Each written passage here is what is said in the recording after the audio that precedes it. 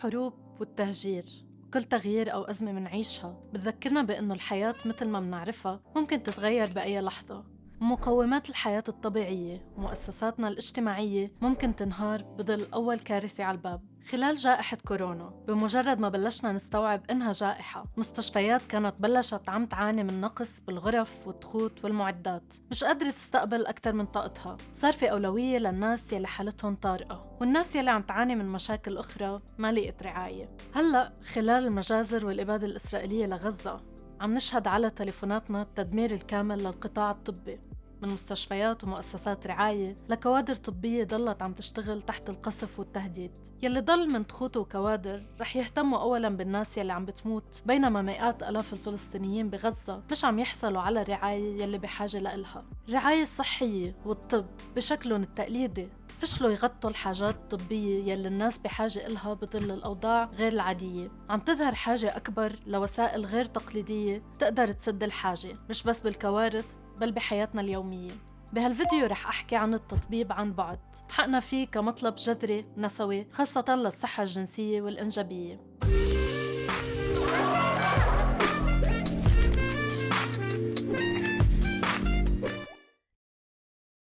التطبيب عن بعد هو بكل بساطة مجموعة من الوسائل والخدمات والممارسات الطبية يلي بيتم إجراءها واستخدامها عن بعد، يعني بدون حاجة المريضة أو المريض إنهم يكونوا متواجدين ضمن مستشفى أو مركز رعاية صحية أو بنفس المكان مع مقدمي الرعاية الصحية. طرق تقديم التطبيب عن بعد ممكن تكون من خلال استشارات عبر اتصال على الفيديو بين المرضى ومقدمي الرعاية، أو عبر تعبئة استمارة أو إعطاء معلومات لنرجع نتلقى تشخيص من بعدها، أو من خلال طلب الدواء على البيت أو إجراء فحوصات بأنفسنا. مهم كتير لما نفكر بالتطبيب عن بعد بالقطاع الصحي بشكل عام نستوعب الحقيقة التالية: تركيبة القطاع الصحي والمؤسسات الطبية هي مش تركيبة مبنية على البراغماتية أو إنه شكل هالقطاع والله هو الأنسب والأفضل للجميع. لا، التركيبة الموجودة بتخبرنا عن العالم يلي بيتخيلوه الأشخاص يلي بيسنوا القوانين وبينظموا وبيصمموا شكل القطاع الصحي. نظرة هدول الأشخاص للعالم مش خالية من التمييز والانحياز، ما بتاخد بعين الاعتبار الاختلافات بين الناس، ومين ما عم يستفيد من الخدمات الطبية، ومين عم يكون مقصي من مراكز الرعاية والمستشفيات بالحرب وخلال كوارث أو بالحياة الطبيعية. التطبيب عن بعد هو أحد الطرق يلي فينا نتخيل من خلالها عالم آخر بيحاول يسد الثغرات يلي بيتركها الطب التقليدي. طيب ليش التطبيب عن بعد هو مطلب لازم يكون بحركاتنا النسوية؟ أولاً، الوصول للخدمات الصحية هو حق للجميع، لكن الأشخاص يلي عايشين بأماكن مهمشة أو نائية أو بأماكن ما فيها مراكز وأطباء فعلياً ما عندهم وصول على الخدمات الصحية التقليدية. ليعملوا أصغر فحص أو استشارة مضطرين يسافروا مسافات طويلة. أشخاص خلال الحرب كمان محرومين من الوصول لكافة الخدمات الصحية يلي بتكون دمرت جزئياً أو كلياً. عاملات المنازل أو اللاجئات يلي ما عندهم أوراق قانونية كلهم على الأغلب رح يفضلوا يعانوا لحالهم ولا يعملوا مشوار ممكن يعرضهم للخطر. لهيك مهم يكون في وسائل تقدر النساء والأشخاص بشكل عام يستفيدوا منها لما يكون الخيار التقليدي مش متاح. والمفروض إنه يكون دايما في أطباء أو مبادرات عم يقوموا بهذا الشغل ببلاش، خاصة خلال الحرب، خاصة إذا كانوا من مناطق وبلاد آمنة، ويكونوا عم يتطوعوا بخبراتهم ليعطوا استشارات للنساء يلي عم تولد أو عم تجهد أو عم تحاول تعتني بصحتها بوقت كل العوامل عم تزيد الأمراض والتعب والقلق. لكن بضل في تحدي لما يتعلق الموضوع بالخدمات يلي ضروري يكون فيها الشخص موجود جسدياً بمركز رعاية صحية، والمطلب الأهم هو إنه ما تكون هاي مشكلة من الأساس.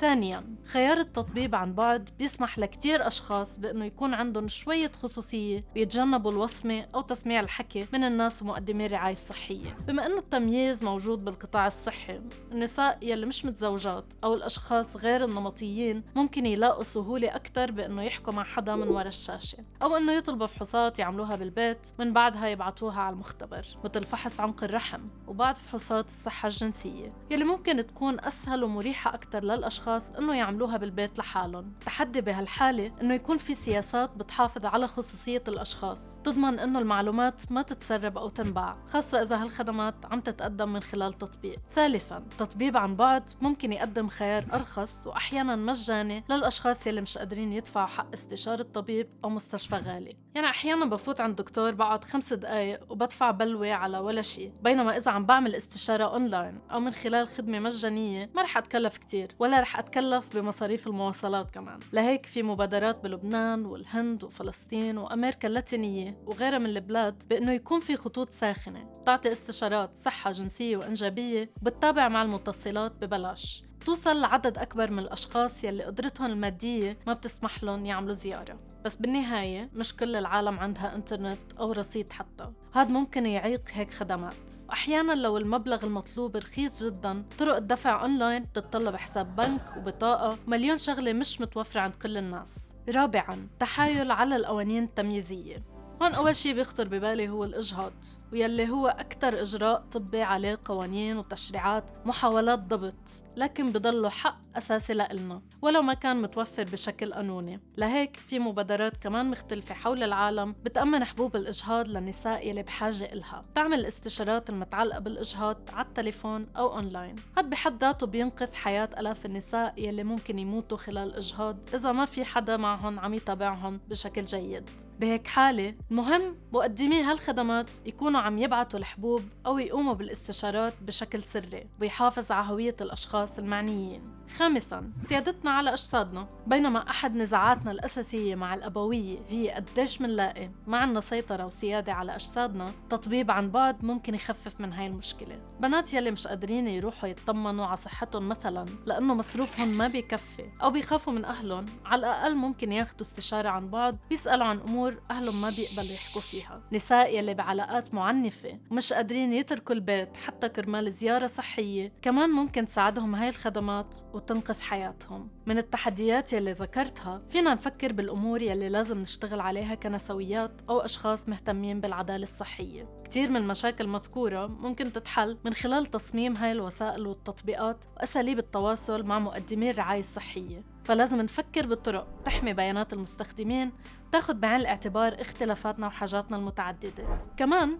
مهم إنه يكون في وسائل ممكن استخدامها من قبل الأشخاص المتعايشين مع إعاقات أو الأشخاص الكبار بالسن يلي ما بيعرفوا يستخدموا التكنولوجيا. مهم يكون في تعدد باللغات، يعني إذا نحن ببلد في عاملات مهاجرات وهن فئة ممكن هالخدمات تفيدها، مهم نكون عم نأمن لغات مختلفة بالتطبيقات. كمان مهم ندرج التطبيب عن بعد كجزء أساسي من القطاع الصحي، مش مجرد بديل خلال الأزمات، لأنه بحياتنا اليومية في ملايين نساء يلي بيتجنبوا زيارة الطبيب بسبب كل الأمور يلي ذكرتها. بما أنه بأغلب البلدان يلي معمول فيها دراسات منشوف أنه نسبة النساء يلي بيستخدموا التطبيب عن بعد هي أكثر من نسبة الرجال، فهاد لازم يشجعنا أنه نحسن من هاي الخدمات ونعممها أكثر. فإذا أنت بتشتغلي بالمجال التقني والتكنولوجيا أو بمجال التمويل للمشاريع المبتكرة أو النسوية، خدي دور بأنه تكوني جزء من الحل. تطوير برامج آمنة للنساء، تمويل تقنيات ممكن تنقذ حياة المئات مننا حول العالم. إذا أنت طبيبة أو مقدمة رعاية صحية وعندك القدرة بأنه تقدمي خدماتك عن بعد، كمان خدي دور بأنك تتطوعي بحالات الحروب أو من خلال خطوط الساخنة لتساهمي بزيادة الوصول للخدمات الصحية للنساء يلي عم يعيشوا ظروف صعبة.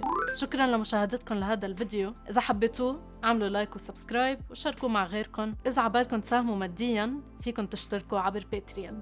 بشوفكم بالحلقة الجاي.